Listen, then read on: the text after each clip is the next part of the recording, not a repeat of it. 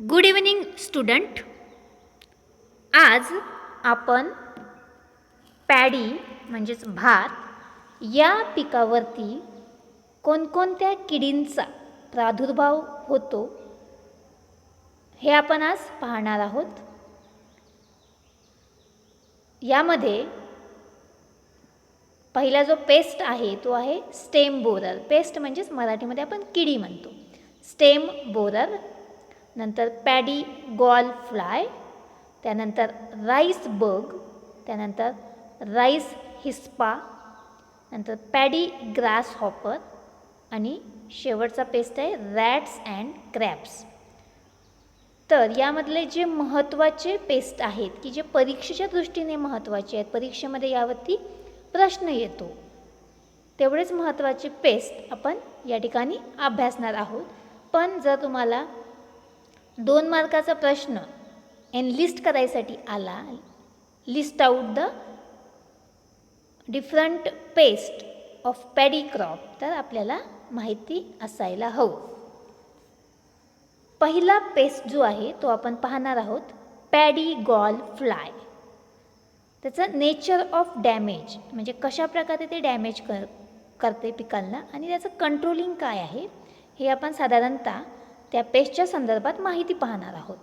तर यामध्ये बघा, nature of damage: maggots bore into stem and attack the base of growing points and produces silvery shoots.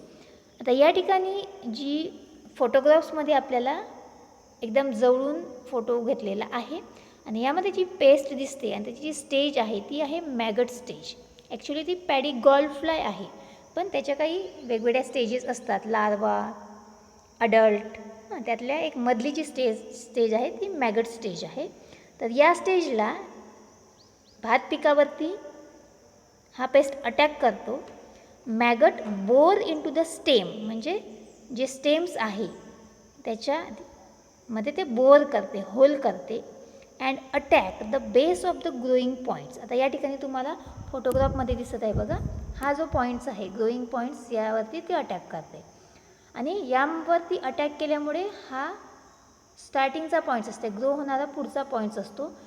तर यावरती attack केल्यामुळे काय होते, तर त्याची जी वाढ आहे ती वाढ त्याची थांबते आणि त्या ठिकाणी काय तयार होते, तर प्रोड्यूस सिल्वरी शूट. या ठिकाणी तुम्हाला हा जो भाग आहे हा कसा दिसतो, सिल्वर कलरचा, व्हाईटिश कलरचा आपल्याला या ठिकाणी दिसतो. सेकंड पॉईंट सांगितलेला आहे affected tillers do not produces any panicle. Panicle म्हणजेच काय, इयर हेड. या ठिकाणी त्याचं ग्रेन फॉर्मेशन होणार आहे तो भाग म्हणजेच इयर हेड. तर पॅडी गॉल फ्लाय या पेस्टचा जर अटॅक झाला तर अगदी ते ग्रोईंग पॉईंटला, ज्या ठिकाणी त्या पिकाचा शेंडा आहे आपण त्याला म्हणू, त्या ठिकाणी ते अटॅक करते आणि ज्या ठिकाणून जे टिलर्स अराईज होणार आहेत आणि त्यानंतर पॅनिकल फॉर्मेशन होणार आहे, इयर हेड फॉर्मेशन होणार आहे, ते त्या ठिकाणी आपल्याला दिसत नाही. त्याचं कंट्रोल मेजर या ठिकाणी बघा काय सांगितलेलं आहे, burn wild rice and grass. या ठिकाणी भाताचं उत्पादन घेतल्यानंतर जे वाईल्ड राईस आहे, जंगली भात आहे आणि काही जे गवत आहे, ग्रासेस आहेत, तर ते आपल्याला एकत्र करून ते बर्न करायचे, डिस्ट्रॉय करायचे आहे. आणि त्याचबरोबर दुसरा कंट्रोल काय आहे, apply 10% Thimet at the rate of 10 kg per hectare. एका हेक्टरला आपल्याला 10 किलोग्रॅम थायमेटचं अप्लिकेशन या पेस्टच्या कंट्रोलसाठी वापरायचं आहे किंवा द्यायचं आहे. तर आपल्याला हा अत्यंत महत्त्वाचा पेस्ट आहे, याच्यावरती एक 2 मार्काचा प्रश्न आपल्याला विचारला जाऊ शकतो. त्यानंतर एकच महत्त्वाचा पेस्ट आहे, त्याच्यामुळे एक या ठिकाणी दाखवलेला आहे. आपण पुढचं बघूया, डिसीजेस ऑफ पॅडी. त्याच्यामध्ये paddy blast, bacterial leaf blight, foot rot आणि स्टेम रॉट असे डिसीज या ठिकाणी दिलेले आहेत. यामधला पहिला आपण डिसीज पाहूयात. आता यामध्ये सुद्धा जे काही आपण डिसीज पाहिलेले आहेत, पॅडी ब्लास्ट आणि बॅक्टेरियल ब्लाईट हे 2 अत्यंत महत्त्वाचे डिसीज आहे. याबद्दलच आपण माहिती अभ्यासणार आहोत. म्हणजे थोडक्यात आपल्याला ज्या गोष्टीवरती किंवा ज्या मुद्द्यावरती प्रश्न विचारले जातात तेच मुद्दे आपण जास्त अभ्यासणार आहोत. तर पहिला आपण डिसीज पाहूया, पॅडी ब्लास्ट. सिम्पटम्स याचे आपण पाहूयात. लक्षणं काय आहेत या रोगाची? Spindle shaped brown to reddish brown spots appears on leaves. यामध्ये आपल्याला फोटोग्राफ्समध्ये अत्यंत क्लिअर असे स्पॉट्स त्याच्या पानांवरती दिसत आहे आणि ते कसे आहेत? वर्तुळाकार किंवा स्पिंडल शेप्ड म्हणतो त्याला, गोलाकार, oval shape, spindle shaped brown to reddish brown, brown किंवा रेडिश ब्राऊन कलरचे स्पॉट्स आपल्याला पानांवरती दिसत आहेत. Second, the spot on leaves and grain are darker. हे जे स्पॉट्स आहेत आणि हे जे स्पॉट्स आहे हे पानांव्यतिरिक्त त्याच्या ग्रेन्सवरती, की त्याची ओंबी आहे त्याच्यावरती सुद्धा आढळून येतात आणि ते हळूहळू काय होतात? डार्क होतात. त्याची इंटेन्सिटी वाढली त्या रोगाची तर ते डार्क होतात. There is a rotting of neck resulting dropping of ear head. आता यामध्ये ज्या ठिकाणी ओंब्या लागतात, समजा इथून ओंबीचं राईज झालेलं असेल तर इथं जर ओंब्या लागत असतील तर हा जो पोर्शन आहे याला नेक पोर्शन म्हणतात. आणि या ठिकाणी काय होते? रॉटिंग ऑफ द नेक, या ठिकाणी कुजण्याची प्रक्रिया चालू होते आणि पूर्ण हे जे हे आहे ओंबीचा भाग हा पूर्ण काय होतो? डाऊन होतो, म्हणजेच गळून पडतो. ठीक आहे. There is a rotting of neck resulting dropping of ear head.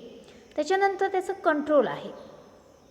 Grow disease resistant varieties. आपल्याला काय करायचं आहे? तर डिसीज रेझिस्टंट व्हरायटीज ग्रो करायची आहे. त्यानंतर treat the seed with Cupravit. Treat the seed with Cupravit. हे ह्या रोगाच्या नियंत्रणासाठी, त्याच्या कंट्रोलिंगसाठी आपल्याला सीड ट्रीटमेंट द्यायची. कशाची? क्युप्रॅविटची. नंतर तिसरा कंट्रोल आहे spray crop with Benlate. Benlate याचंसुद्धा आपण त्या क्रॉपवरती या रोगाचा प्रादुर्भाव कमी व्हावा म्हणून आपण याचं स्प्रेइंग करणं गरजेचं आहे. तर हा महत्त्वाचा डिसीज आहे पॅडी ब्लास्ट. याचे जे फोटोग्राफ्स आहेत त्यानुसारच त्याचं जी सिम्पटम्स आहेत ते आपल्याला लिहिता येतात. परत आपण एकदा पाहूयात. Spindle shaped brown to reddish brown spots appears on leaves.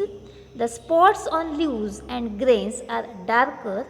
There is a rotting of neck resulting dropping of ear heads. And control, grow disease resistant varieties, treat the seed with cupravit and spray the crop with benlate. याच्यानंतर त्याच्या पुढचा जो disease आहे तो आहे bacterial blight. ठीक आहे. Bacterial blight. आता यामध्ये बघा symptoms. Initially dull greenish water soaked और yellowish spots on leaves margin are observed and these spots extend into the lesion to form a blighted portion on these drying from minute crust. पुढे बघा काय दिलेलं आहे. These spots extend into lesion to from blighted portions. आता या फोटोग्राफमध्ये आपल्याला bacterial blight या रोगाची लक्षणं कशा प्रकारची असतात तर या ठिकाणी दाखवलेलं आहे. आता सुरुवातीला बघा पहिला पॉईंट्स आपण परत त्याच्या फोटोग्राफनुसार डिस्कस करूया. Initially dull greenish water soaked और yellowish spots on leaf margin are observe. तर या ठिकाणी बघा सुरुवातीला कसे दिसतात स्पॉट्स तर ग्रीनिश कलरचे दिसतात आणि हळूहळू ते कसे होतात तर येलोइश कलरचे स्पॉट्स आपल्याला त्याच्या मार्जिनवरती आढळून येतात आणि हळूहळू नंतर काय होते these spots extend into the lesion to from the blighted portion. आणि हे स्पॉट्स हळूहळू पूर्ण ह्या भागामध्ये पसरतात आणि तो भाग पूर्ण करपल्यासारखा आपल्याला दिसतो. ठीक आहे. पूर्ण करपल्यासारखा आपल्याला दिसतो. अशा प्रकारचे याचे सिम्पटम्स आहे. याचं कंट्रोल मेजर बघा. पहिला आहे hot water treatment for 10 minute at 52 to 54 degrees Celsius. Hot water treatment for 10 minutes at 52 to 54 degree Celsius. आपल्याला hot water treatment before sowing the seed द्यायची आहे. आपण सीड ट्रीटमेंट देत आहोत. कशासाठी द्यायची आहे तर to control the bacterial blight. 10 मिनटासाठी 52 ते 54 डिग्री सेल्सिअसला आपल्याला ट्रीटमेंट द्यायची आहे.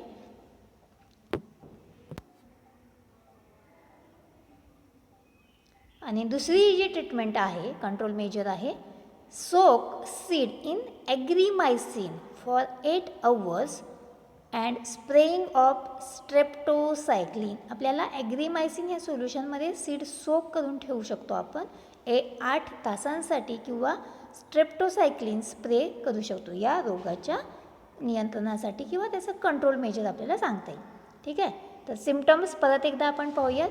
Initially dull greenish water soaked और yellowish spots on leaf margins are observed. These spots extend into the lesion to form a blighted portions.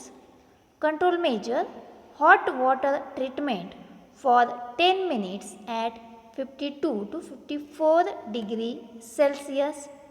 Second, soak the seed in ॲग्रीमायसिन for 8 hours and spraying of streptocycline. तर अशा प्रकारे हे जे दुसरा disease आपण किंवा दुसरा रोग बघितलेला आहे बॅक्टेरियल ब्लाइट, हा इथं आपल्याला पूर्ण झालेला आहे. आता हे जे पॅडीचं कल्टिवेशन आहे हे पूर्ण आपलं झालेलं आहे. आता यामध्ये सुरुवातीपासून कोणकोणते पॉईंट्स महत्त्वाचे आहेत हे आपण एकदा रिवाईज करणार आहोत. आपण सुरुवातीला त्याचं बॉटॅनिकल नेम पाहिलेलं आहे, ओरायझा सटायवा, फॅमिली ग्रॅमिनी, आणि ओरिजिन आहे साऊथ ईस्ट एशिया. तर हे आपल्याला पाठ करायचं आहे. प्रत्येक क्रॉपचे जेवढे काही क्रॉप होतील आपले, तर ते सर्वांचं हे 3 पॉईंट्स अत्यंत महत्त्वाचे आहेत. टॅब्युलर इन्फॉर्मेशनमध्ये आपल्याला ते विचारले जातात. याच्यानंतर आपण युजेस पाहिले होते. युजेस पण अगदी जनरल युजेस आहेत, आपण जे लिहू शकतो. जसं की पहिला यूज होता की 60% जी पॉप्युलेशन आहे वर्ल्डमधली ती rice as a staple food म्हणून वापरते. त्याचबरोबर याच्यामध्ये कार्बोहायड्रेट्स, प्रोटीन्स, फॅट्स, मिनरल्स आणि विटॅमिन्स असतात. राईस ब्रॅन ऑइल पण आपण याच्यापासून तयार करतो. यामध्ये जवळपास 18 ते 20% ऑइल असते. राईस ब्रॅन जे असते त्याच्यामध्ये 18 ते 20% ऑइल यापासून मिळते.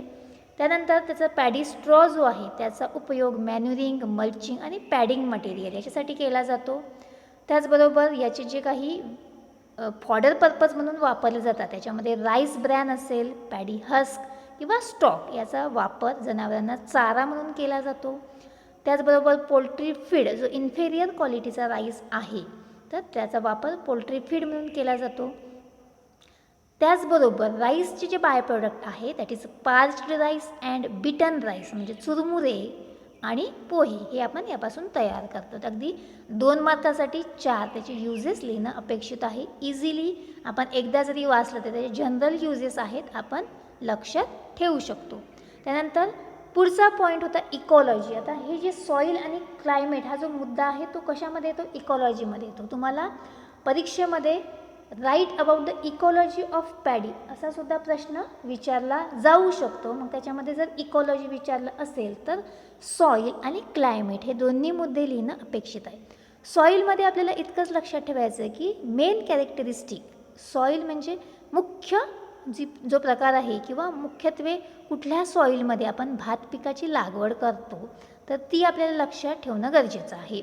आणि बाकीचे जे पॉईंट्स आहे इट शुड बी फर्टाईल किंवा पीएच रेंज ही कॉमन आहे बाकी सगळ्या क्रॉपला.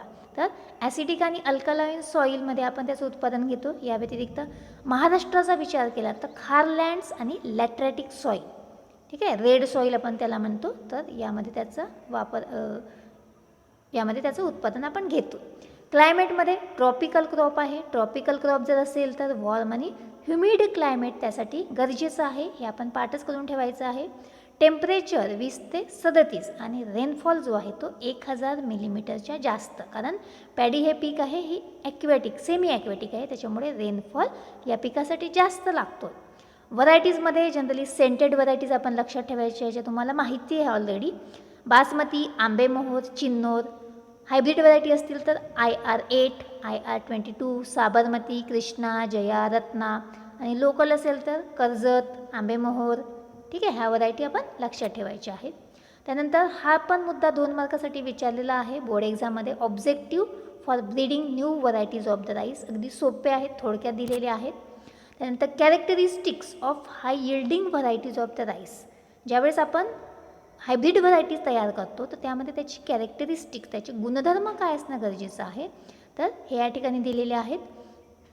तर हा एकदम अत्यंत महत्त्वाचा मुद्दा आहे, मेथड्स ऑफ पॅडी कल्टिवेशन. तर हा परीक्षेत 101% तुम्हाला विचारला जातो. हा व्यवस्थित आपण करून ठेवायचा आहे. त्याच्यामध्ये एकूण 4 मेथड्स आपण पाहिलेले आहे. Dry cultivation, wet cultivation, semi dry cultivation आणि intensive or Japanese method of paddy cultivation. त्यामध्ये सर्वात चौथी जी मेथड आहे इंटेन्सिव्ह किंवा जॅपनीज, ही अत्यंत महत्त्वाची आहे. त्याच्या नावानुसारच त्याचे जे पॉईंट्स आहे त्यामध्ये आपण लिहू शकतो. ड्राय कल्टिवेशन जर असेल तर ज्या ठिकाणी पाण्याची उपलब्धता कमी आहे अशा प्रकारचं कल्टिवेशन आपण घेतो पॅडीचं. वेट असेल तर पाण्याची उपलब्धता आहे. सेमी ड्राय असेल तर हाफ लाईफ सायकल हे ड्रायमध्ये आणि हाफ लाईफ सायकल हे वेटमध्ये असते. आणि इंटेन्सिव्ह असेल तर ही कमर्शियल मेथड असं आपण म्हणू शकतो किंवा ॲडव्हान्स मेथड पॅडी कल्टिवेशनची आपण म्हणू शकतो. ती आपण अभ्यासली आहे. त्यातली चौथी मेथड इंटेन्सिव्ह ही आपण परत एकदा रिवाईज करूया. This method is followed in the areas of the assured water supply. ज्या ठिकाणी पाण्याची उपलब्धता ही चांगल्या प्रकारे आहे त्या ठिकाणी आपण ही मेथड अप्लाय करतो. Farmer can adopt the plant protection measures and can apply the heavy doses of fertiliser.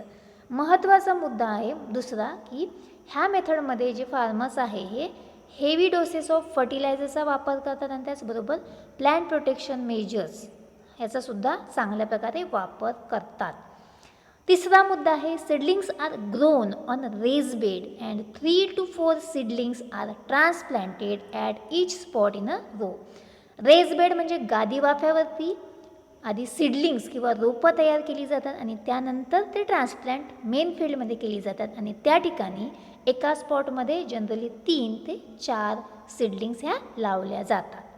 चौथा मुद्दा आहे it require less seed rate and crop stand is uniform. ह्या पद्धतीमध्ये सीड रेट जो आहे हा कमी लागतो आणि त्याचबरोबर क्रॉप स्टँड म्हणजे युनिफॉर्मिटी आहे जी क्रॉपची ती आपल्याला एकसारखी दिसते. ठीक आहे, ही मेथड महत्त्वाची आहे. 2 मार्कासाठी 4 पॉईंट्स या ठिकाणी दिलेले आहेत. त्यानंतर आपण ट्रान्सप्लांटिंग मेथडचे ॲडव्हान्टेजेस डिसॲडव्हान्टेजेस विचारले आहे. हा प्रश्न तर कधीतरी विचारला जातो, वाचून ठेवायचा आहे आपण. प्रिपरेटरी टिलेज ड्राय कल्टिवेशनसाठी आणि वेट कल्टिवेशनसाठी. नंतर हा एक महत्त्वाचा मुद्दा बघा, seed selection and seed treatment IMP हा आपण व्यवस्थित करायचा आहे. 4 सीड ट्रीटमेंट आपण पॅडीच्या या ठिकाणी दिलेले आहे. 1% पोटॅशियम क्लोराईड सोल्युशन इम्प्रूव्ह जर्मिनेशनसाठी, 3% brine solution to prevent the blast and blight disease. नंतर आपण अगेन बॅक्टेरियल ब्लाईट डिसीजसाठी स्ट्रेप्टोसायक्लिन किंवा सिरेसॅन आणि आपण हॉट वॉटर ट्रीटमेंट दिलेली आहे वेगवेगळे डिसीज कंट्रोल करण्यासाठी. आपण त्या डिसीजमध्ये पाहिलेलं आहे, जसं बॅक्टेरियल ब्लाईट याच्यामध्ये सुद्धा आपण ही ट्रीटमेंट दिलेली आहे. नंतर सोईंग सीझन सोईंग टाईम हा सुद्धा मुद्दा महत्त्वाचा आहे. त्याच्याबरोबर सीड रेट हा सुद्धा महत्त्वाचा आहे. याच्यामध्ये एकूण 4 सीझन्स आहेत आणि त्याचे सोईंग टाईम या ठिकाणी दिलेलं आहे. टॅब्युलर इन्फॉर्मेशन ज्या वेळेस विचारली जाते क्वेश्चन नंबर 5मध्ये किंवा 4मध्ये तर हे आपल्याला लिहावं लागते. आणि सीड रेटसुद्धा विचारला जातो. समजा जर पॅडीचा सीड रेट विचारलेला आहे ट्रान्सप्लांटिंग मेथडसाठी तर तो 25 ते 40, ड्रिलिंगसाठी आहे 60 ते 70 आणि ब्रॉडकास्टिंग मेथडसाठी आहे 80 ते 100. यानंतर पॅडी नर्सरी आपण पाहिलेली होती, वेट नर्सरी आणि ड्राय नर्सरी. त्यानंतर ट्रान्सप्लांटिंग मेथड यावरती सुद्धा प्रश्न विचारला जातो 2 मार्काचा. त्यानंतर इंटर कल्टिवेशन हा मुद्दा फार एवढा महत्त्वाचा नाही आहे. मॅन्युअर्स इरिगेशन हे वाचून ठेवायचं आहे आपण.